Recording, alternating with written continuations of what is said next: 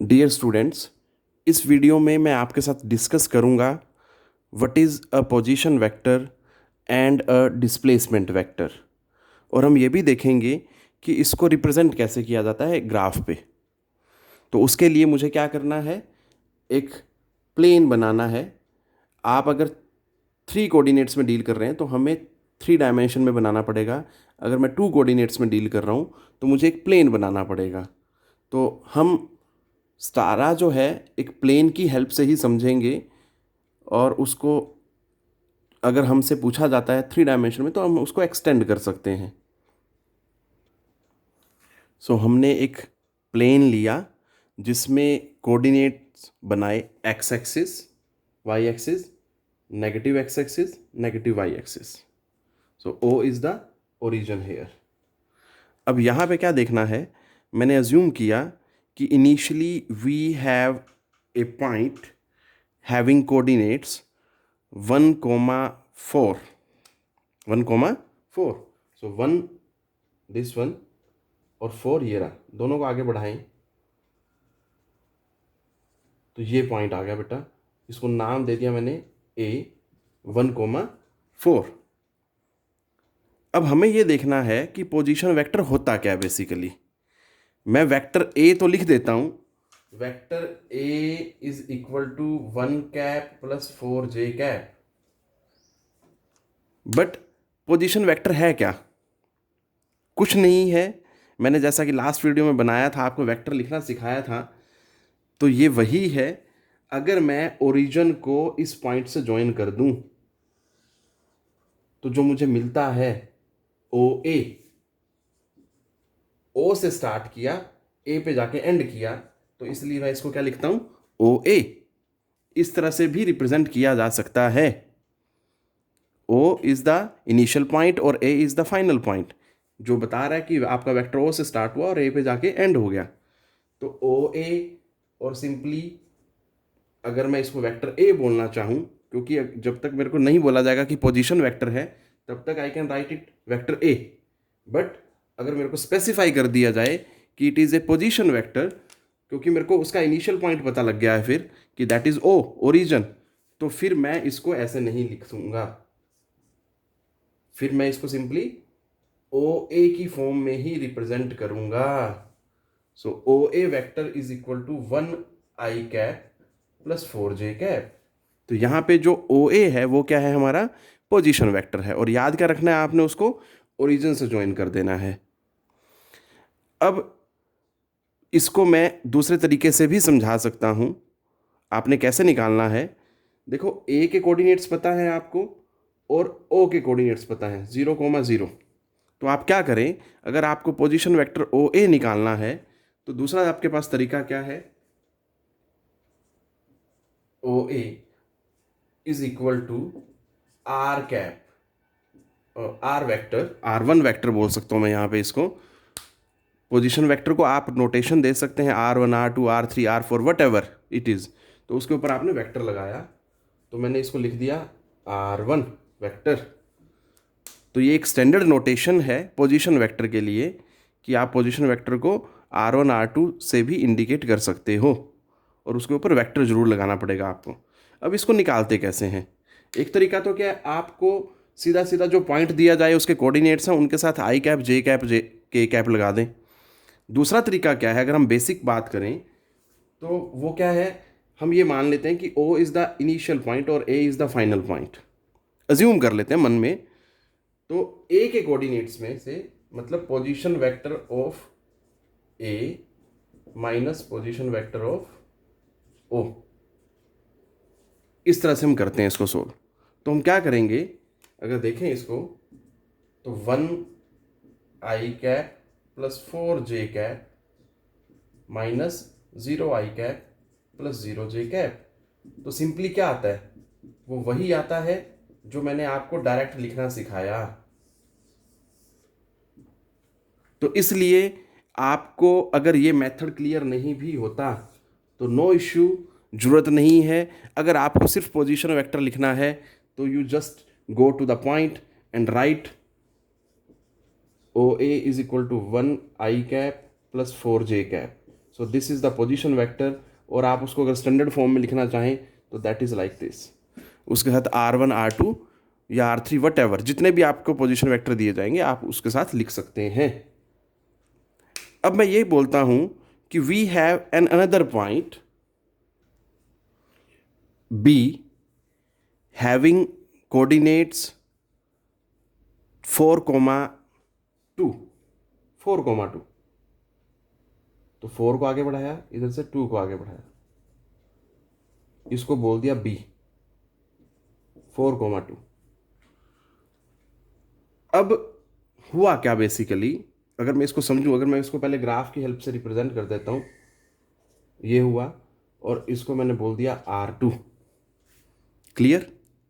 तो मतलब जो वेक्टर अभी तक मेरे पास आया OA R1 वेक्टर जो था that was 1i cap plus 4j cap, और जो दूसरा वेक्टर है OB पोजीशन वेक्टर है ये भी R2 is equal to 4i cap plus 2j cap. Clear? अब इस क्वेश्चन को मैं अगर दूसरी तरह से फ्रेम कर दूं, इस बात को मैं बोलता हूं कि ए पॉइंट वाज और an object was initially at point A. एक ऑब्जेक्ट था जो इनिशियली ए पॉइंट पे था, उसके ऊपर फोर्स लगाई गई, इस पॉइंट पे फोर्स लगाई गई, और बिकॉज ऑफ दैट फोर्स ये पार्टिकल कहाँ आ गया, बी पे। ध्यान से समझना इस बात को, मैं बोल रहा हूं, दोबारा रिपीट कर रहा हूं। An object was located initially at point A point पे लोकेटेड था, उसके कोऑर्डिनेट्स ये रहे, उसके ऊपर फोर्स लगाई गई, और because of the application of that force the object move from A to B, वो ए से बी पे चला गया, मतलब उसकी मूवमेंट क्या है, that is from A to B. Clear? तो बी उसकी फाइनल पोजीशन है, ए उसकी क्या है, इनिशियल पोजीशन। तो हमें पता है जब इनिशियल पोजीशन और फाइनल पोजीशन के बीच में स्ट्रेट लाइन होती है तो वो क्या होता है बेटा, अगर हम वेक्टर की बात ना करें तो वो क्या होता है, दैट इज ए डिस्प्लेसमेंट। उसको हम क्या बोलते हैं, डिस्प्लेसमेंट। क्योंकि डिस्प्लेसमेंट क्या होता है, that is the shortest distance between two points, और वो हमेशा क्या होता है, जब भी एक स्ट्रेट लाइन होती है that is always a shortest distance, हमेशा, अनडाउटेडली। इसमें कुछ सोचने की जरूरत नहीं है कि कोई भी दो अगर पॉइंट दे दिए जाएं और उनके बीच में शॉर्टेस्ट डिस्टेंस निकालने के लिए बोला जाए तो उसके लिए आपको हमेशा क्या करना है, एक स्ट्रेट लाइन ड्रॉ करो और उसको मेजर कर लो। बिल्कुल यहाँ पे भी ऐसा है, बट प्रॉब्लम क्या है यहाँ पे हम डिस्प्लेसमेंट नहीं बोल सकते इसको, क्योंकि हम वेक्टर्स पढ़ रहे हैं। तो ए से स्टार्ट किया और बी पे पहुंचे, तो A B will be known as displacement vector. A B क्या होगा, that is the displacement vector. A से बी पे गए, अब उसकी वैल्यू कैसे निकालें? देखो, पोजीशन वेक्टर की निकालनी तो बड़ी आसान थी, क्योंकि उसका सीधा सीधा कोऑर्डिनेट्स दिए जाते थे हमें। बट अगर डिस्प्लेसमेंट की निकालनी पड़ जाए तो आपको पॉइंट्स दिए गए हैं, A point and B point, उसकी वैल्यू कैसे निकाली जाए? देखो जरा, आपको क्या करना है, A is the initial position, B is the final position. So final में से position vector of B minus position vector of A. तो आपने पढ़ा है ओ ए क्या है, पोजीशन वेक्टर ए का है, और ओ बी क्या है, that is position vector of B. तो इसमें से आप क्या करेंगे, आप इसको बी में से, क्योंकि B is the final position, 4i plus 2j minus 1i plus 4j। तो इसको जब सब्ट्रैक्ट करूंगा तो i में से i सब्ट्रैक्ट करना है, तो क्या होगा बेटा, ये चीज देखनी है हमें। 4i minus 1j that is 3i, 2j minus 4j तो that is minus 2j। So this is your displacement vector. ये क्या है, आपका डिस्प्लेसमेंट वेक्टर है। इस बात पे आपने गौर करना है।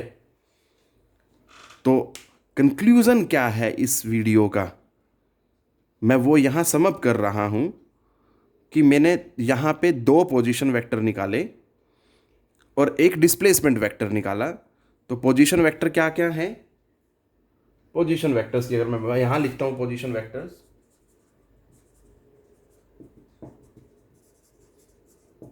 That is O A is equal to R1 is equal to 1 i cap plus 4 j cap. दूसरा है O B that is R2, notation है 4 i cap plus 2 j cap. Clear. और अगर हम डिस्प्लेसमेंट वेक्टर की बात करें, डिस्प्लेसमेंट वेक्टर मैं यहां लिख रहा हूं जो हमने बनाया, क्या है, दैट इज ए बी।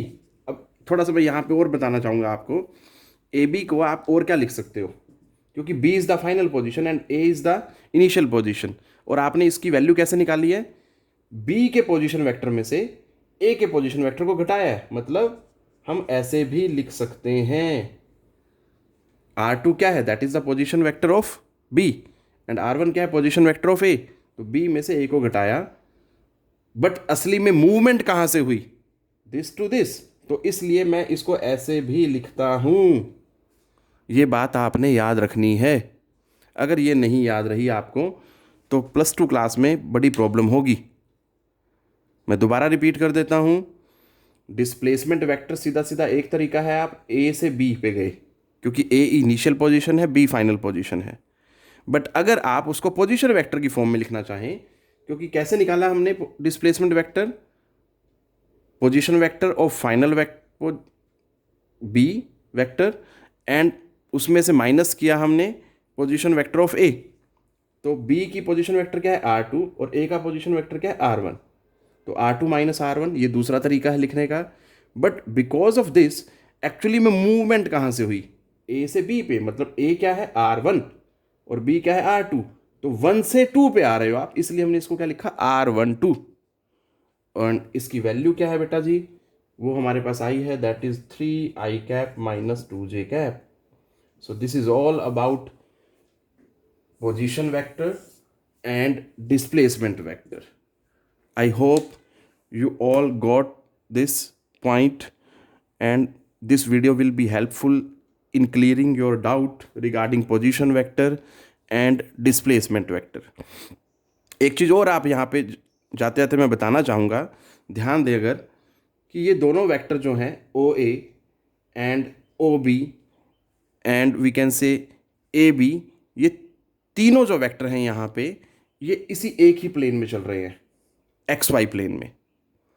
तो हम ये भी देखेंगे, मैं एक वीडियो में आपको बताऊंगा कि कैसे हमें पता लगता है कि वेक्टर एक ही प्लेन में चल रहे हैं या डिफरेंट प्लेन्स में चल रहे हैं। उसके लिए मैंने एक एक्टिविटी डिज़ाइन की है, जिसकी मैं एक वीडियो अपलोड करूंगा।